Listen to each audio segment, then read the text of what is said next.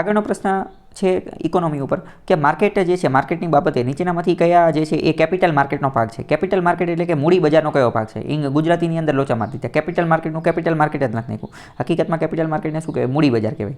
તો આ જે ચાર જે છે ચારમાંથી કયું જે છે એ કેપિટલ માર્કેટનો ભાગ છે? શું stock market, call money market, government bond market અને ટ્રેઝરી બિલ્સ? તો સ્ટોક માર્કેટ શેર બજાર જે છે એ કેપિટલ માર્કેટનો ભાગ છે. કોલ મની માર્કેટ જે છે એ કેપિટલ માર્કેટનો ભાગ નથી, પરંતુ એ કહ્યું તો કે કરંટ માર્કેટ જે છે કરંટ કેપિટલનો ભાગ નથી, કરંટનો છે.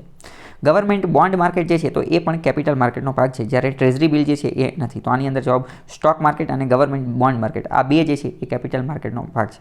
કેપિટલ માર્કેટનો ભાગ કોણ હોય? તો જે 1 વર્ષ કરતાં વધારેનું રોકાણ હોય ને, 1 વર્ષ કરતાં વધારેનું ઇન્વેસ્ટમેન્ટ, 364 દિવસ કરતાં વધારેનું ઇન્વેસ્ટમેન્ટ, લાંબા ગાળાનું રોકાણ હોય, એટલે લાંબો ગાળો એટલે કયો તો કે 1 વર્ષ કરતાં વધારેનો, એને કેપિટલ માર્કેટ મૂડી બજાર કહેવામાં આવે.